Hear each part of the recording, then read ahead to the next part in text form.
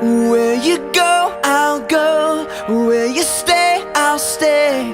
When you move, I'll move. I will follow.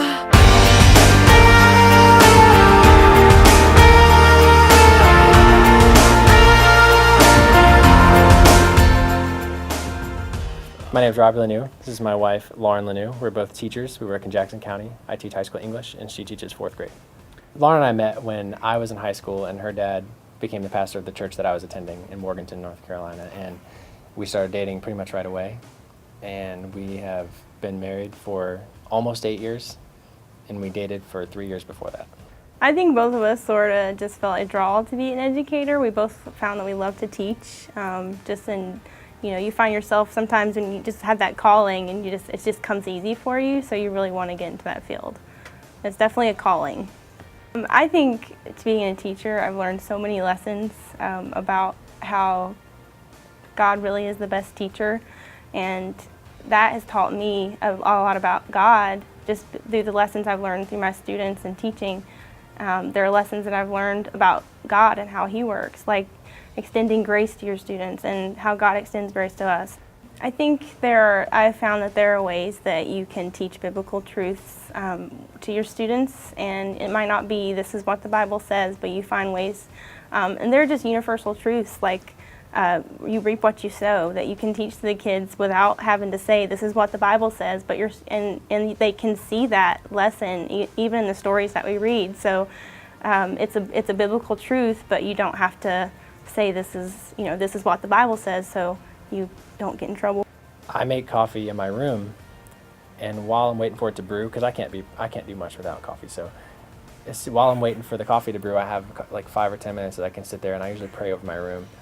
And I mostly try to make the room, as a professional, it's my job to make sure that my room is an atmosphere that's conducive for learning, but I also think it's my assignment, kingdom assignment, to make my classroom a safe place spiritually. I would have kids in my room before school, in between classes, and after school, kids that I knew had really bad home lives. There's every opportunity they were in there with my room. Wow. Part of that's probably because I'm a kind, approachable adult authority figure, but I think also there was some spiritual element to that. It was a safe place for them. My name's Rebecca Inslee, and I know Robbie through working together both in a school system as an administrator at the school level, and he was a teacher. And now he is one of the teachers I get to work with almost daily in my director position. And when Robbie came to our school system, the first system we worked together in, it was a very stressful environment for all of us.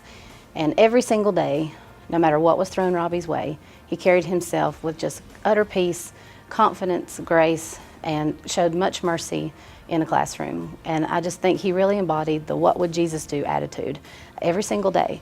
I absolutely see my job as ministry. I think my position in particular, teaching high school English, really allows an opportunity to explore concepts that other teachers may not be able to, because most of the literature that's preserved and taught in schools and taught over and over and over again for years really revolve around the human condition, about core concepts like love and revenge and forgiveness and all these things.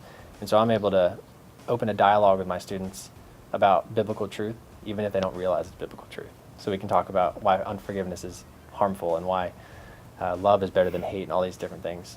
Robbie and I both feel like we are meant to be ambassadors of God's peace where we are. And that includes our students, but also the other teachers, because teaching can be a very stressful job. Especially this year, we've got a lot of new requirements, a lot of new testing coming out, a lot of laws coming into place that not a lot of people they're very unhappy with. And so we both feel like God's kind of called us to be example and ambassador of His peace where we are to our colleagues. Lauren and I have been at New Covenant this will be the 4th year, beginning of the 4th year, I think.